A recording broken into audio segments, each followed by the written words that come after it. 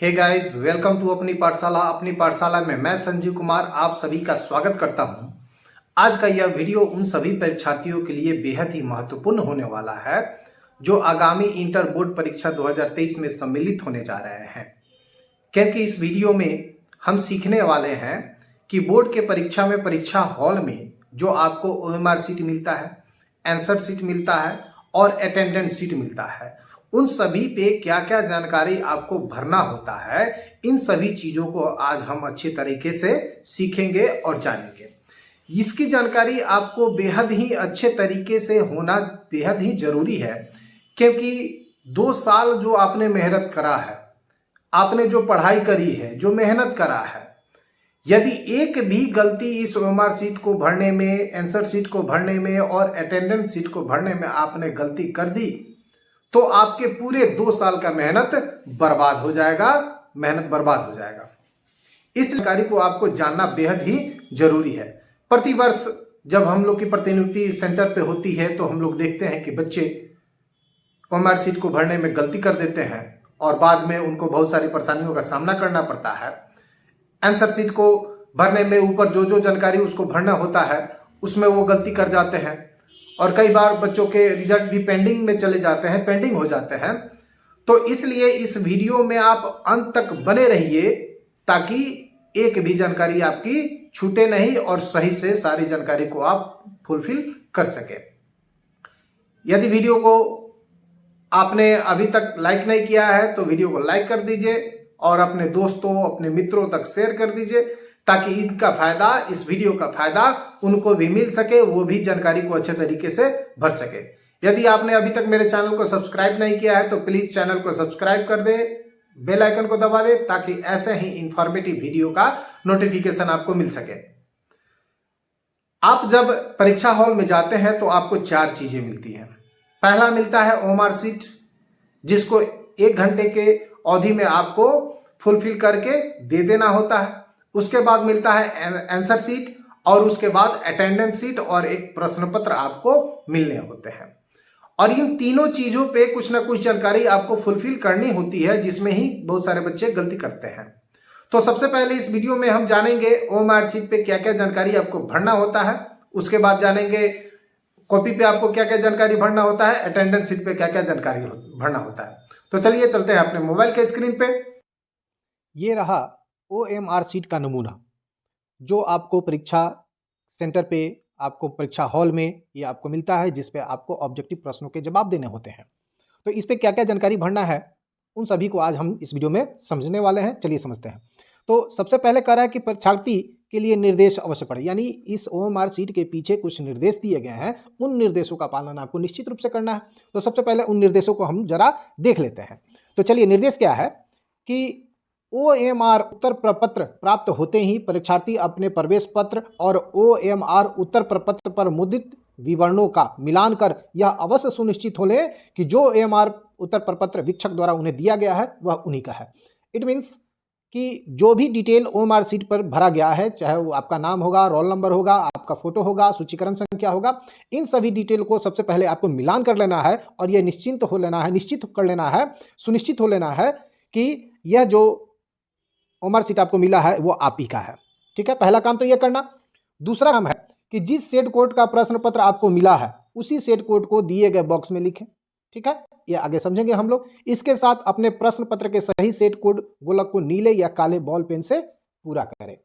ठीक है, यानी जो प्रश्न पत्र आपको मिला है उसी प्रश्न पत्र के सेट को यहाँ लिखना होता है। ठीक है, उसके बाद 3 नंबर कहता है OMR उत्तर प्रपत्र के निर्दिष्ट स्थानों में अपना प्रश्न पत्र क्रमांक और परीक्षा केंद्र का नाम साफ साफ लिखें।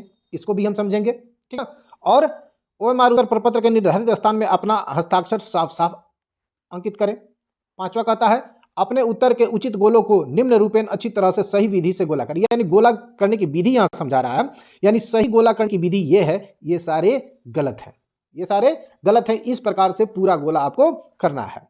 ठीक है, उसके बाद क्या कहता है, निर्देश कहता है कि OMR सीट को आपको मोड़ना नहीं है, यहाँ तहाँ चिन्ह नहीं लगाना है। परीक्षार्थी OMR पर आपको क्या व्हाइटनर का प्रयोग, कोई द्रव्य या इरेजर, रबड़, ब्लेड, नाखून का प्रयोग वर्जित है। इस प्रकार का कोई काम आप नहीं करेंगे, नहीं तो क्या देखिए परीक्षा फल अमान्य या रद्द कर दिया जाएगा। परीक्षा केंद्र में calculator, mobile phone, earphone, Bluetooth आदि का इस्तेमाल नहीं करना है। ये तो सभी आप सभी जानते हैं, ठीक ना। तो चलिए ओएमआर शीट भरना हम समझ लेते हैं। ये रहा जो ओएमआर शीट, इसी प्रकार का ओएमआर शीट आपको मिलेगा। इसमें है क्या कि यहाँ पे आपके परीक्षार्थी का नाम लिखा हुआ आएगा, यानी बहुत सारी चीजें जो भी आपका डिटेल है वो सारी डिटेल आपको लिखी हुई आएगी, उसमें किसी प्रकार का आपको छेड़छाड़ नहीं करना है, ठीक है। तो परीक्षार्थी का नाम, रोल नंबर ये भी लिखा हुआ रहेगा, विषय कोड ये भी आपका लिखा रहेगा, विषय का नाम भी आपको लिखा मिलेगा, सूचीकरण संख्या यानी पंजीयन संख्या ये भी आपको लिखा मिलेगा, संकाय ये भी लिखा मिलेगा और परीक्षा की तारीख ये भी लिखा मिलेगा और यहाँ पे आपका फोटो होगा। यही सब से मिलान कर लेना है कि जो आपका ये ओएमआर शीट है या नहीं है, ठीक है। ये मिलान करने के उपरांत, ठीक है, उसके बाद यहां देखिए लिख रहा है 8 नंबर में प्रश्न पत्र क्रमांक लिखें। तो प्रश्न पत्र क्रमांक कहां से लिखेंगे, बहुत सारे बच्चे गलती करते हैं। तो देखिए ये एक मैंने प्रश्न पत्र लिया है, ठीक ना, ये मैट्रिक का ही है, लेकिन इस पे जो रहेगा ना वो ठीक इसी प्रकार रहेगा आपके इंटर के एग्जाम में भी। देखिए यहाँ पे सबसे पहले होता है 112, यानी ये विषय कोड है, जो आपका विषय कोड है वो रहेगा, ये मैट्रिक का है, ठीक ना, लेकिन ठीक इसी प्रकार लिखा रहेगा। देखिए यहाँ लिखा हुआ है ना प्रश्न पत्र, प्रश्न पुस्तिका क्रमांक, यही आपको लिखना है। तो सबसे पहले कोड रहेगा, विषय कोड रहेगा, उसके बाद कुछ डिजिट रहेंगे। तो सबसे पहले हम भरेंगे खाने में भी, जैसे यहाँ पे 112 है, तो देखिए यहाँ पे इसमें 3 डिजिट बना है, इसमें हम भरेंगे क्या 112, उसके बाद जो भी सीरीज हो उसमें हम लोग भर देंगे। विषय कोड को निश्चित रूप से भरना है, उसको छोड़ना नहीं है, ठीक है। ये क्वेश्चन पर से देख कर उतारेंगे। अब 9 नंबर में कहता है परीक्षा केंद्र का नाम, आपके एडमिट कार्ड में परीक्षा केंद्र का नाम लिखा हुआ है, वहां से देखकर यहां पे आप परीक्षा केंद्र का नाम लिख देंगे। अब यहां पे आगे कहता है परीक्षार्थी का पूर्ण हस्ताक्षर, अपना जो परीक्षार्थी है, छात्र है, अपना पूरा सिग्नेचर इस बॉक्स में कर लेंगे, ठीक है। अब यहां वीक्षक का साइन है, यहां आपको नहीं करना है, जो वीक्षक होंगे आपके कक्षा में, हॉल में, एग्जामिनेशन हॉल में, उनका साइन यहां पे होगा, यहां पे केंद्राधीक्षक का साइन होगा, ठीक है। आगे बढ़ेंगे। अब 10 नंबर कहता है कि इस बार भी आपको प्रश्न पत्र हैं, प्रश्न पत्रों के 10 सेट होंगे, 10 सेट होंगे, जैसे सेट ए से लेकर जे तक सेट होंगे। अब आपको जो सेट मिला है, आपको जो सेट मिला है उसके सामने वाले कॉलम में आपको गोला कर देना है। जैसे ये प्रश्न पत्र आप देखिएगा तो ये प्रश्न पत्र सेट ए है, क्या है, प्रश्न पुस्तिका सेट कोड ए है। तो जैसे ही हमको ए मिला तो क्या करेंगे, इसमें ए के सामने हम क्या करेंगे, गोला कर देंगे। अगर जिसको बी मिलेगा बी गोला करेगा, जिसको सी मिलेगा सी गोला करेगा, ठीक है। और ये तो आप भली बात ही जानते ही होंगे कि जी इसमें ऑब्जेक्टिव प्रश्नों के जवाब आपको देने हैं नीले या काले बॉल पेन से, ठीक है। तो ओएमआर शीट को सही सही भरना हमने सीख लिया, ठीक है। अब आगे बढ़ते हैं उत्तर पुस्तिका की तरफ।